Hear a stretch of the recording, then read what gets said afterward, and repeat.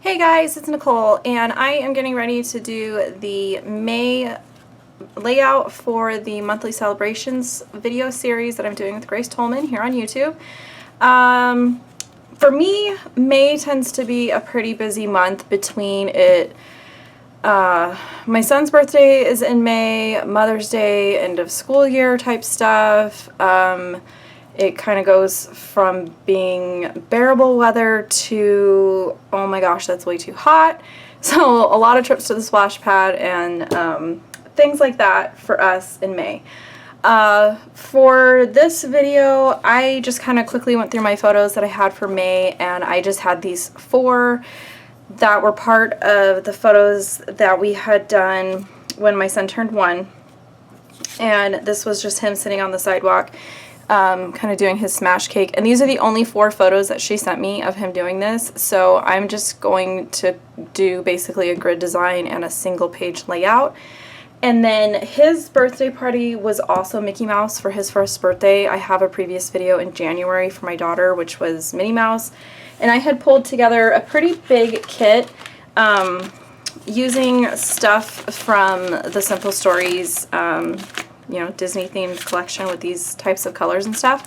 So I think I'm just going to go and figure out where I stashed the papers and stuff for that like DIY kit that I had made, and just pull from that to do his cake smash layout. And I even found this, which I actually forgot to include on my daughter's page, which I had made in Studio. So I might maybe try to incorporate this in here as well. So I'm gonna go find the papers and get started.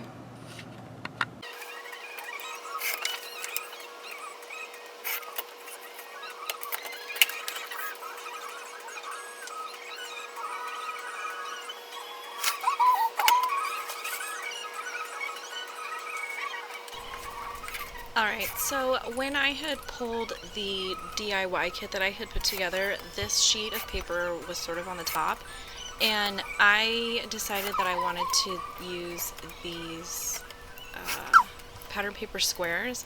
They kind of reminded me of the packs of squares that you used to be able to get from Simple Stories. I don't know if this collection or round 1, 2, or 3 had the squares.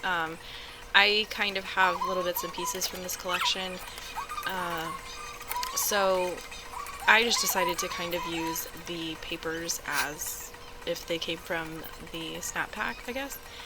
And for this one, I decided to kind of go rogue for me, at least, and not ink the edges of everything. I tend to like the look of that, but for time's sake and almost to kind of force myself to feel a little bit uncomfortable in the creative process, I chose not to ink the edges of everything. And I think at times it's good to do things like that. And like I had showed at the beginning of the video, I decided to kind of go with a grid layout based on the photos that I have. And if you purchased my class Design with 4x6 in mind, this is something that sort of carries over from that class as far as how I go about deciding how I'm going to lay out the photos that I am using. And I hope you don't mind the sort of annoying cameo that I have going on here. This past weekend we adopted a kitten, and I am taking the long approach to introducing her to the dogs.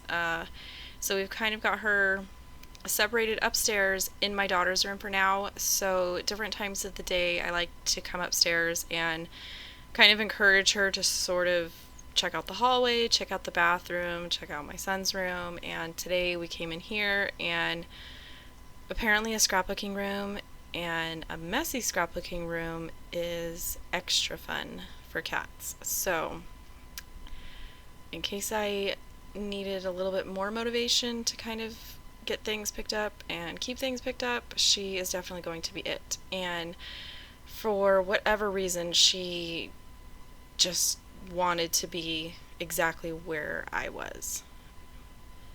So for pretty much the rest of the video, she's just gonna kind of be sitting there, and I really wanted to be able to get this video up, so I was just going with it. I didn't feel like sort of stopping, going and getting her situated and sort of playing around with getting the different animals, locked up in different parts of the house. So I decided to just keep going with it. If you find that distracting, then I would say maybe stop watching the video now, because she did not want to leave. So as you can see, I just cut different squares off that pattern paper and went with ones that I liked. I did trim a couple of them to be a little bit narrower than they actually were on the paper, so that I could have a thin white border going around just the top and bottom parts of my page. My photos and my border strips are going to span the complete 12 inches across. And then I pulled the 12 by 12 sticker sheets that match these Say Cheese collections. I believe both sticker sheets that I have are from the original Say Cheese, or Say Cheese 1, whatever it's called at this point. And then I did have some black and white letter stickers, which I ended up using the black ones, and those are from Bella Boulevard, and it's super, super old. I don't know if they even make these anymore, but it's the Sophisticates collection, which I think it was like basic colored alphas. I believe I got them in a warehouse box, so it's just kind of one of those things that's been sitting around. And then I did go ahead and use that die cut piece that I had originally intended to use in my layout for January, and I just kind of completely forgot about it. So I decided to use it here since for these pictures my son is also turning 1, and it was a similar theme.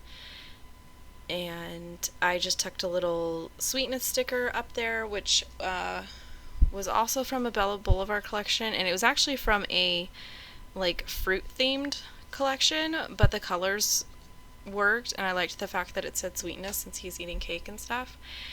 And I quickly discovered that this cat really, really, really likes letter stickers. So if letter stickers weren't already a challenge on their own to get them to line up, having a hairy distraction made it even more fun.